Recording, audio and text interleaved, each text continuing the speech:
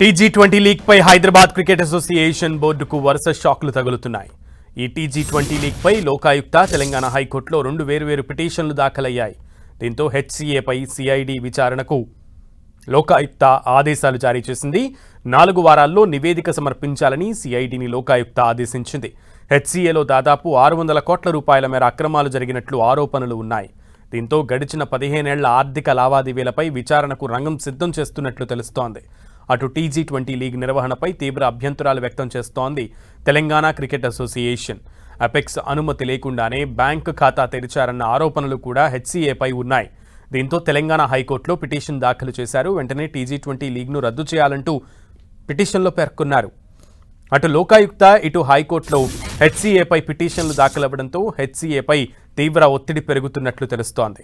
మరి హెచ్సీఏ లోకాయుక్త హైకోర్టులో ఎలాంటి సమాధానాలు చెబుతుందో చూడాలి.